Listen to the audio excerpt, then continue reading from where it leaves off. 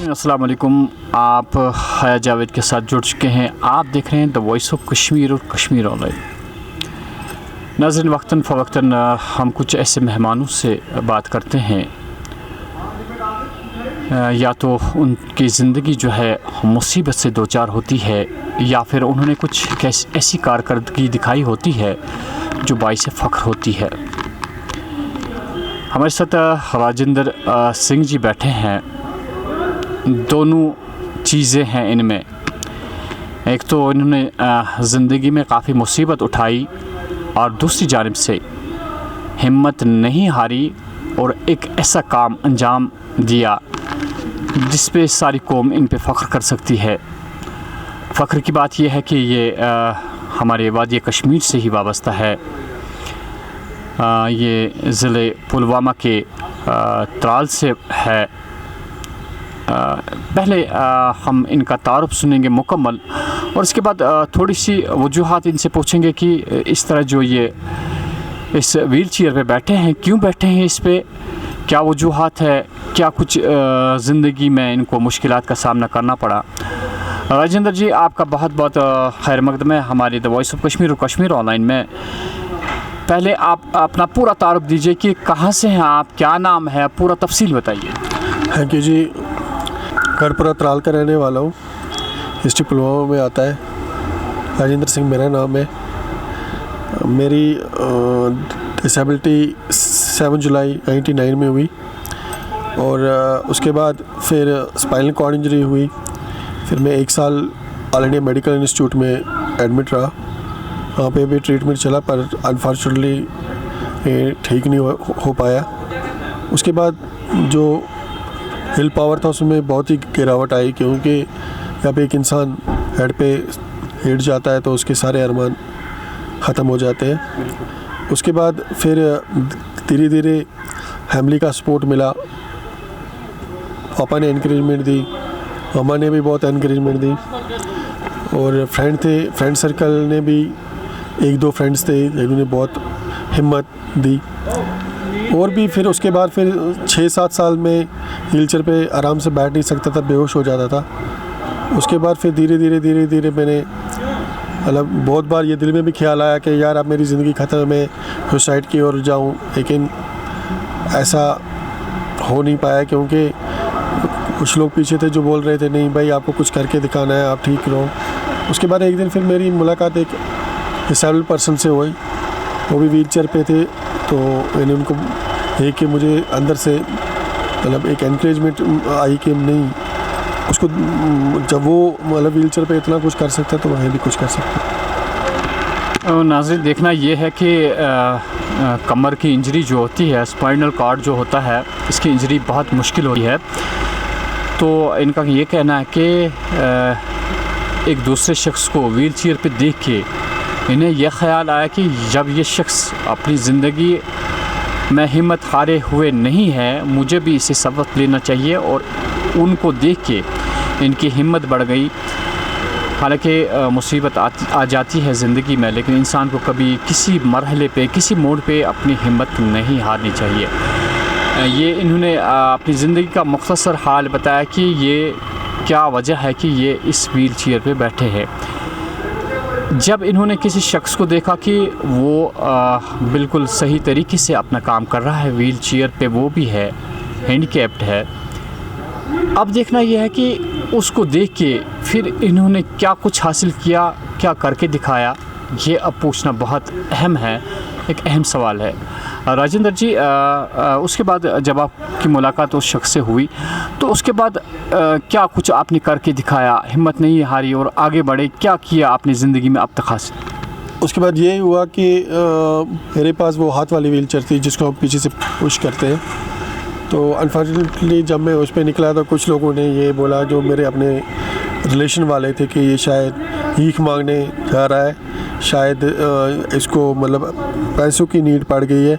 लेकिन एक दिन सेक्रेटरीट गया था, मतलब फ्रेंड्स के साथ ऐसे ही घूम रहा था, तो वहाँ के जो ये थे निसार साहब जो थे, वो पुलिस में ही काम करते हैं, उन्होंने मुझे बुलाया और उन्होंने मुझे बोला कि आपकी तरह भी हमारा एक फ्रेंड है, उसकी भी स्पाइनल कॉर्ड इंजरी है, वो अपने काम काज में बहुत ही एक्टिव है, आप भी कुछ करके दिखाओ। तो उन्होंने मुझे सजेस्ट किया कि आप सोशल वेलफेयर का काम करो। तो उन दिनों मेरी मुलाकात जो लेजिस्लेटिव स्पीकर असेंबली के थे मुबारक गुल साहब, उनके साथ मेरी मुलाकात हुई। तो उनको मैंने बोला कि सर मुझे सोशल एक्टिविस्ट का काम करना है, तो अगर उसमें मुझे आपकी हेल्प मिले तो मैं इस काम को मतलब करूँ। उन्होंने बोला कि ठीक है आप करो। मैं फिर जो हैंडीकैप पर्सन होते थे, उनकी किसी की पेंशन नहीं होती थी, या कुछ लोग होते थे इनकी ट्रांसफ़र फैमिली प्रॉब्लम से ट्रांसफ़र करानी पड़ती थी, वो कराई। और भी जो समाजी काम थे वो कराए। उसके बाद उन्होंने मुझे 2014 में नॉमिनेट किया अवार्ड के लिए, हादरे मेहरबान award 2014 for best social activist, जो कि राल में से एला ही कम्युनिटी का जो है वो मैं हूँ। तो उसके बाद उस अवार्ड को लेने के बाद मेरे अंदर एक बहुत बड़ी एनकरेजमेंट मिली मुझे सबकी तरफ से। उसके बाद फिर मैंने खुद को स्पोर्ट्स में लिया, तो शतरंज खेलना मैंने स्टार्ट कर दिया। शतरंज में भी अप डाउन्स आते रहे, अच्छा हुआ कहीं पे नहीं हुआ। उसके बाद फिर मेरा सबसे बड़ा मौका आया जब मैंने 2016 में साउथ एशियन खेला। तो साउथ एशियन में खेल के आया, तो फिर एक और एनकरेजमेंट मिली कि इतना बड़ा इवेंट खेलना एक हैंडीकैप बंदे के लिए और वहाँ तक पहुँचना बहुत बड़ी बात है। उसके बाद भी मैंने सोशल एक्टिविस्ट का काम कंटिन्यू रखा। फिर मुझे मोमल हाइब्री के तरफ से भी एक अवार्ड मिला, और भी बहुत सारे अवार्ड्स मिले।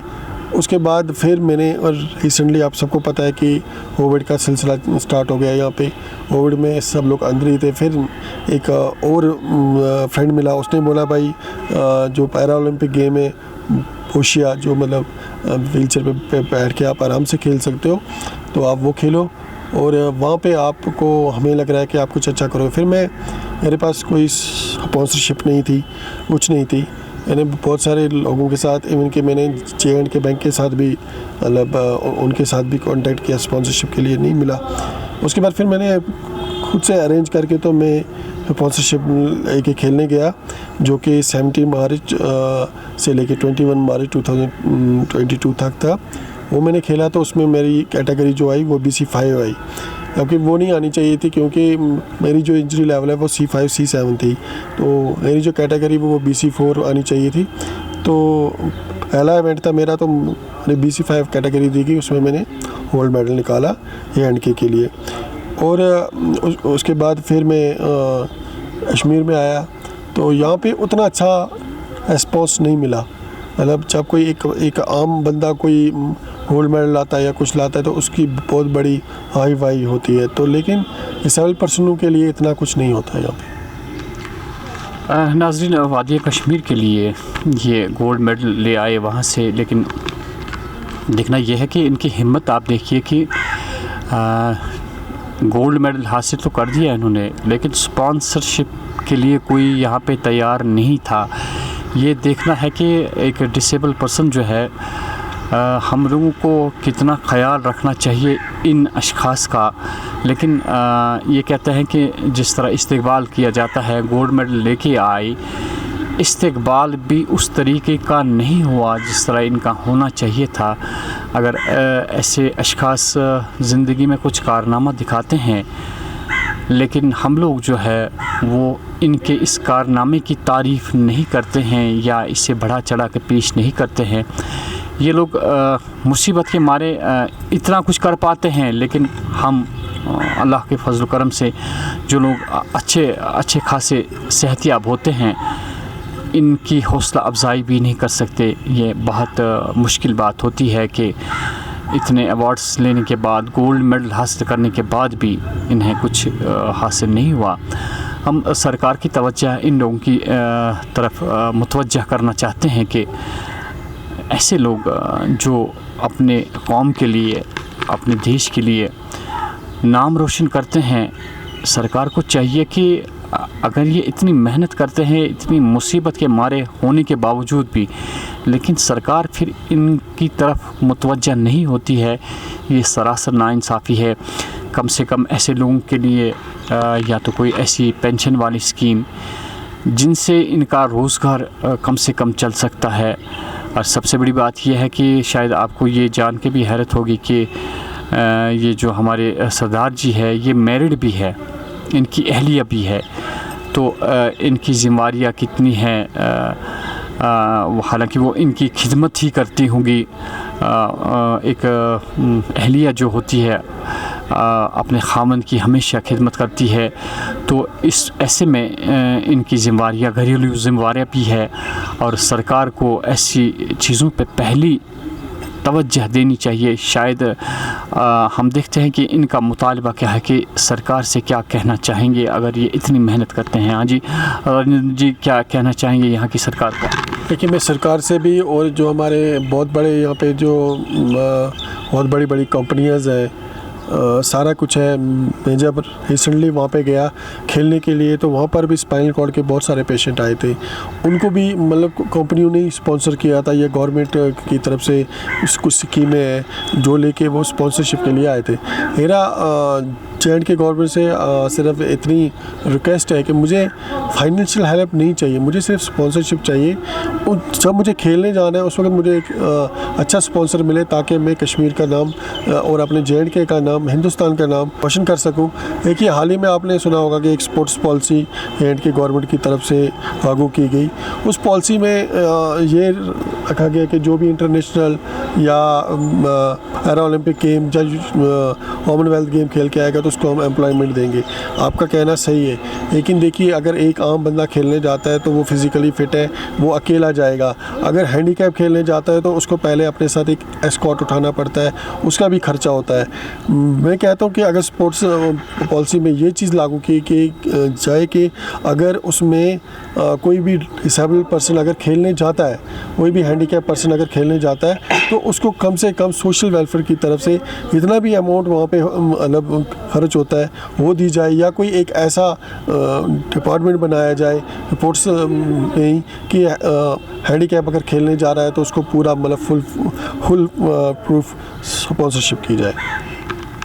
नाज़रीन ये कहते हैं कि फाइनेंशियली नहीं चाहते हैं कि कोई फाइनेंशियली हेल्प हो, इतना चाहते हैं कि जो जब जहाँ कहीं पे भी ये खेलने जाए, कम से कम स्पॉन्सरशिप जो है वो इन्हें कोई भी इसके लिए तैयार हो स्पॉन्सरशिप इनकी लेने के लिए। यहाँ पे इन्होंने गोल्ड मेडल लेके आए, तो ये एक बहुत बड़ी बात है कि ऐसे अशख़ास की हमने हिम्मत बढ़ानी है। हम सरकार से भी गुजारिश करते हैं, और आम लोग जो होते हैं, जो बड़ी बड़ी कंपनियाँ होती है, उन्हें भी चाहिए कि वो इनकी स्पॉन्सरशिप अपने ज़िम्मे लें, ताकि जो ज़िंदगी का इनका मकसद जो है वो इन्हें हासिल हो जाए। वो सबसे बड़ी बात है इनके लिए भी और हमारे लिए भी। और हमारा बहसत इंसानियत इन लोगों की खिदमत करना हमारा फ़र्ज़ बनता है। अवलीन में हमें इन लोगों की तरफ मुतवज्जा होना चाहिए। जहाँ कहीं पे भी इन लोगों को सहारे की ज़रूरत है, हमारा साथ बिल्कुल इनके साथ होना चाहिए।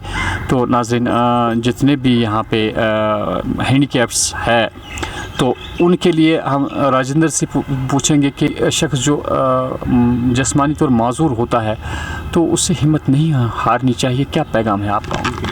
देखिए, मैं पहले तो आपने अभी अच्छा पूछा कि मतलब डिसेबल के लिए क्या है, जब कोई हैंडीकैप हो जाता है या हैंडीकैप्स लोग हैं तो उनके लिए क्या करना है। पहले तो मैं ये रिक्वेस्ट करना चाहूँगा आपसे, आपके मतलब चैनल के थ्रू, कि अगर कोई भी मुझे स्पॉन्सरशिप करना चाहता है तो वो मेरे मोबाइल नंबर पर पहले कॉन्टैक्ट कर सकते हैं। मैं नंबर आपको शेयर करता हूँ, 7051890642।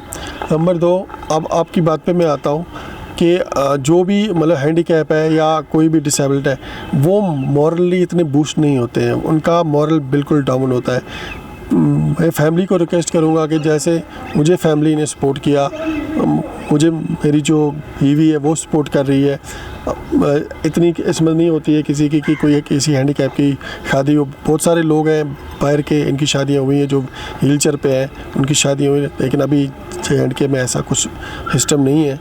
ये लोग इग्नोर कर देते हैं, बोलते हैं भाई ये तो अपने लायक नहीं है, तो EV के लायक कहाँ होगा। तो ऐसी थिंकिंग को पहले हमें चेंज करना है। डिसेबल पर्सन भी एक आम इंसान की तरह है, तो उसको अगर हम अच्छे से ट्रीट करेंगे, हर कोई डिसेबल के अंदर एक आग होती है कुछ करने की, अगर हम उसको सपोर्ट करेंगे। रही बात हिम्मत हारने की, देखिए हिम्मत क्या हारनी है, जब हम पैदा होते हैं तो उस वक़्त हमें नहीं पता होता कि हमारा फ्यूचर क्या है क्या नहीं है। लेकिन उसके बाद अनफॉर्चुनेटली बहुत सारे लोगों के साथ कोई इंसिडेंट पेश आ जाता है, कोई हैंडीकैप हो जाता है, कोई कुछ। देखिए, हिम्मत हारने से कुछ नहीं होता है।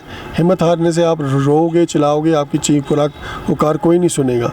आप बाहर निकले, कुछ करके दिखाएं ताकि लोग आपको समझ सकें, लोग आपको जानें, आगे आपका भी नाम आगे आए, आप भी कौम के लिए कुछ करके दिखाओ। आप में पूरी एबिलिटी है कि आप कुछ करके दिखा सकते हो।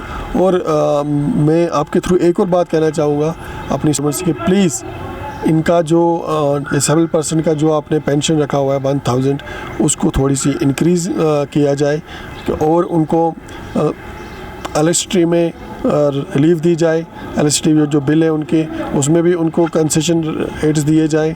और भी जो आगे हैंडीकैप्स के जो मतलब गाड़ी का जो है उसमें भी थोड़ा सा कंसेशन लगाया जाए। मतलब डिसेबिलिटी के लिए पूरे हमारे जो LG साहब हैं उसको पूरा सोचना चाहिए कि डिसेबिलिटी के लिए हमें क्या क्या करना चाहिए। और नाज़रीन, इनका यही कहना है कि डिसेबल पर्सन जो होता है, सरकार ने यहाँ पे 1000 रुपये पेंशन उनके लिए रखी है। देखना यह है कि 1000 रुपये में एक आम इंसान का कुछ नहीं बनता। जो हैंडीकैप्ड पर्सन होगा उस बेचारे का क्या बनता होगा। इनकी दूसरी गुजारिश ये है कि जो बिजली बिल वगैरह होती है, मेरे एतबार से मैं यही कहना चाहूँगा कि इन बेचारों पे ऐसा कुछ बोझ होना ही नहीं चाहिए, क्योंकि कैसे ये हासिल कर सकते हैं पैसा और यहाँ की सरकार को दे सकते हैं। बल्कि सरकार को ही पूरी ज़िम्मेवारी बननी चाहिए कि वो इनके ज़िंदगी का ख्याल रखे कि इनकी ज़िंदगी का गुजारा कैसे होगा। इन्हें कुछ अहम जो बेसिक फैसिलिटीज़ है वो फराहम रखनी चाहिए यहाँ की सरकार को। बल्कि इन्हें गुजारिश नहीं करनी चाहिए यहाँ की सरकार को कि फ़लानी चीज़ में रिलैक्सेशन दी जाए। हर एक एतबार से इन्हें हर मूड पे यहाँ की सरकार को इनका ख्याल रखना चाहिए। यही हमारी चाहत है। फ़िलहाल दीजिए मेरे कैमरामैन फैज़ान और मुझे इजाज़त। आप देखते रहिए द वॉइस ऑफ कश्मीर और कश्मीर ऑनलाइन।